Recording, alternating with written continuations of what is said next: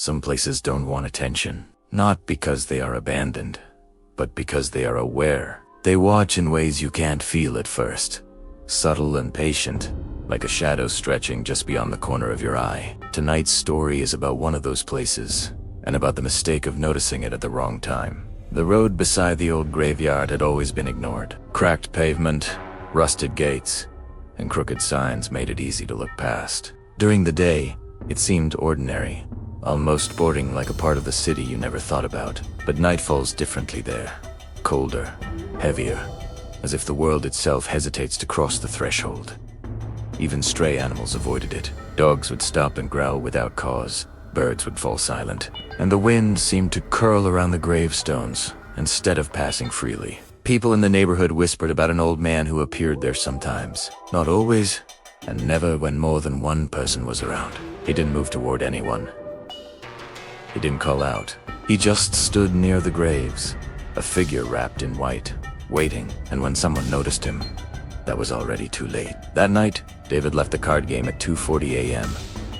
The streets were quiet except for his footsteps. Streetlights flickered and stretched his shadow across the cracked asphalt. He told himself the cold and silence were normal, the work of the late hour. Then he heard it. His name, soft, calm, like a whisper from the air itself.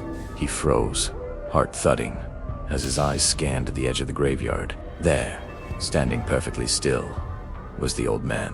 White clothes, pale skin, and eyes that seemed impossibly hollow. David's chest tightened, the world holding its breath in that moment. The air felt thicker near the graves, pressing in on him. His mind screamed to run, but his feet barely moved. The old man lifted his head, and what David saw made him unable to scream.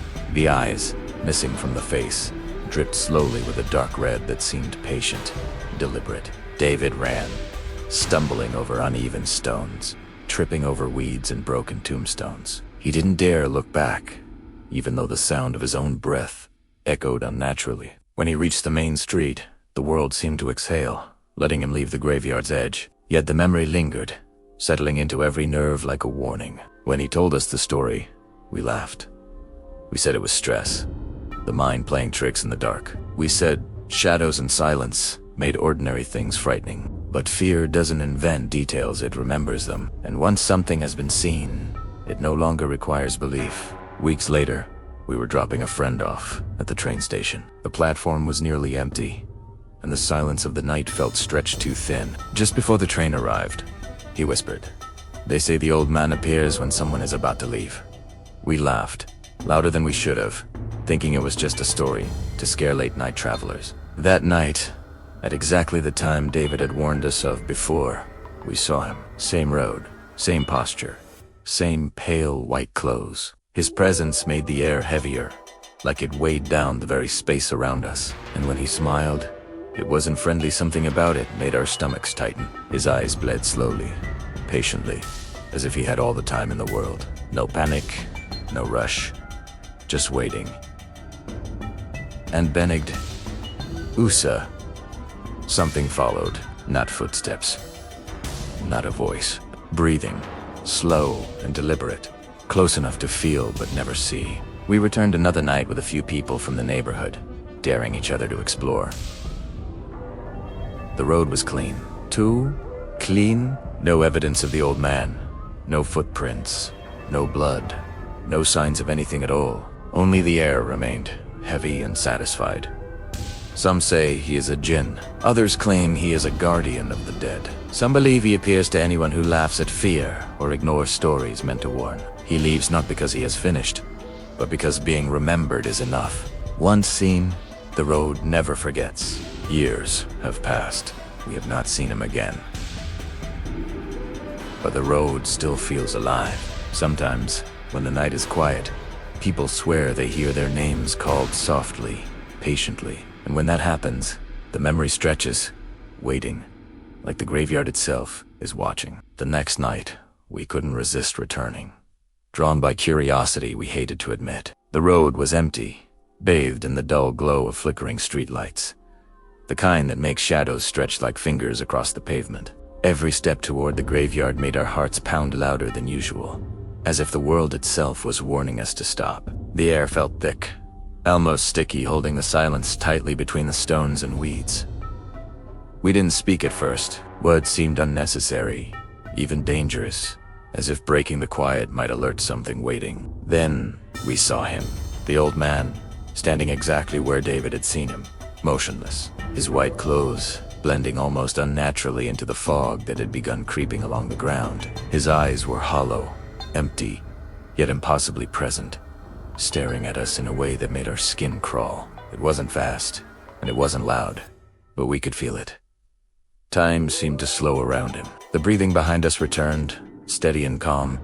Though we still couldn't see anyone, the graveyard felt alive, like it had recognized us, like the stones themselves were holding their collective breath. One of us whispered a joke, hoping to break the tension, but the sound barely carried. The old man lifted his head, the motion deliberate, patient, like he had all the time in the world.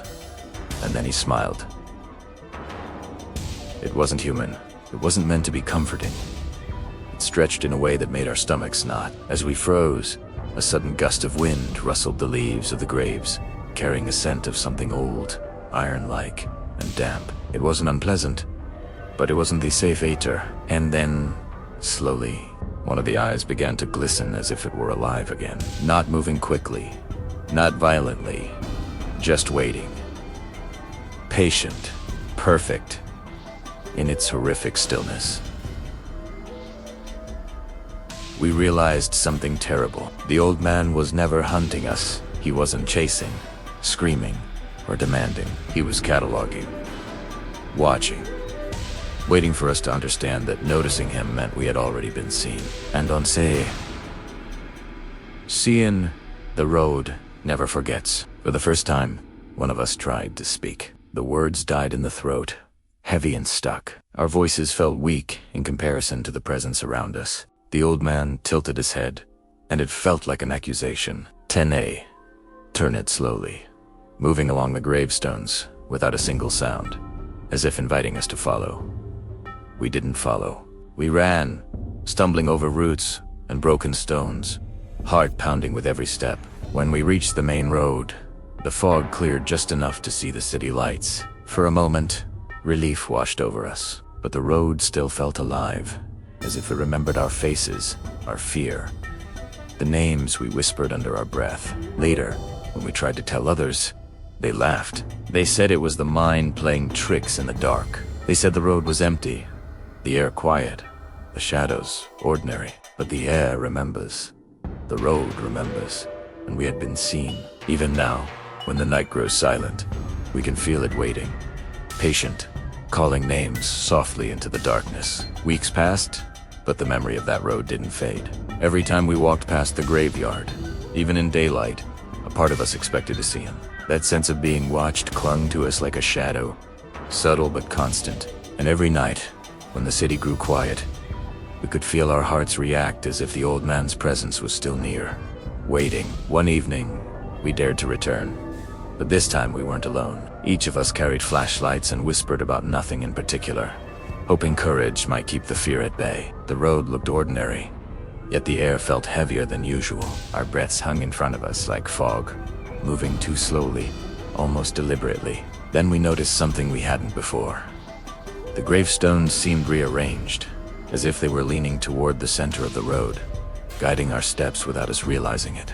A soft rustling sounded behind us, slow and careful. We turned, but no one was there, only the empty, foggy night. And yet, we felt it, the old man's gaze pressing down on us, patient and unwavering. One of us dared to speak, our voice cracking. He's not real. It's just stories. It's nothing. The old man's figure appeared almost instantly at the far edge of the graveyard, just beyond the light of our flashlights. The fog curled around him, and his presence made our stomachs turn. His eyes hollow dark, patient, fixed on us, waiting for us to understand. We tried to move faster, to escape, but time felt distorted. Steps that should have been short stretched on endlessly, and each second took twice as long. Every sound, the wind, the snapping of twigs, was exaggerated, echoing unnaturally around us. And through it all, the slow, Deliberate breathing followed, reminding us that we were being tracked, measured, catalogued. I looked down the road and saw the flash of white cloth moving from grave to grave. He wasn't running, he was gliding, effortlessly, as if the ground had no meaning for him. And with each movement, the shadows bent toward him, stretching and twisting like tendrils. We could feel the weight of it pressing closer, like the night itself had learned how to trap us. At one point, my friend stumbled and fell. The air grew colder around him, and the sound of his shallow breathing seemed deafening. For a brief instant, I thought he might be gone, claimed by something unseen. But the old man stopped, lifting his head slowly, acknowledging our fear without moving a muscle. He didn't take him, not yet. He was patient. It was in that moment that we realized the truth. The old man doesn't act in haste. He doesn't punish or attack. He waits until the fear has settled deep enough to take root. Once he knows it is permanent, once he knows the memory of him will stay, that's when he leaves her sometimes. That's when he chooses to appear again. That night, we returned one last time, drawn by a mix of dread and curiosity we couldn't control. The road was empty, but the shadows seemed alive, stretching unnaturally under the dim glow of the streetlights. We walked slowly, hearts pounding, knowing that every step forward was being measured. The fog that had been thin before now curled around us like cold fingers, brushing our clothes and faces as if guiding us closer. Suddenly, he appeared. The old man, exactly where we had first seen him, stood motionless in the center of the road. His eyes were still hollow, but now they seemed to shine faintly in the darkness, patient and knowing. His lips stretched into a smile that wasn't meant for humans, as if he was amused at our fear, satisfied that we had remembered him. One of us tried to speak, stammering that we didn't Tebelongera, that we were leaving.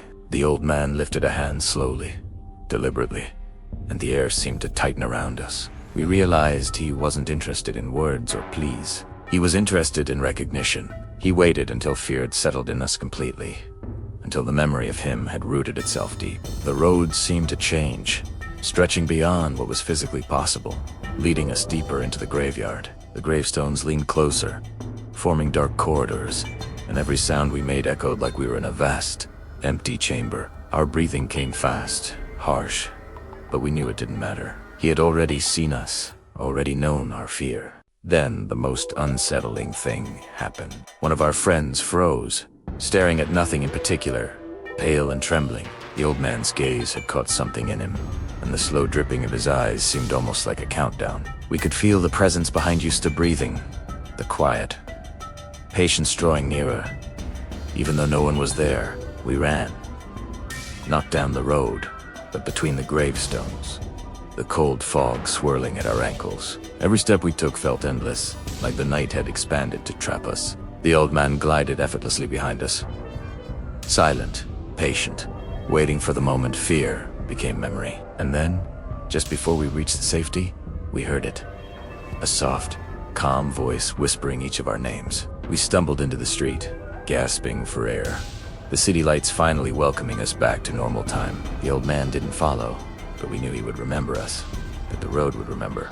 Years later, when we drive past that way, we slow down unconsciously, hearts skipping, even in daylight. Sometimes, late at night, people say they hear a whisper, a name, soft and patient, floating from the graveyard, waiting. We never went back. We never saw him again. But the road still feels alive. And if you ever find yourself walking alone near a quiet graveyard, and you hear your name called softly, don't look back. Just keep moving. He's patient. He waits. And he will remember. If this story chilled you, comment below and share your own late-night experiences. Share this with someone who loves fear, and subscribe to Unblinking, because some roads, some stories, never forget the ones who notice them.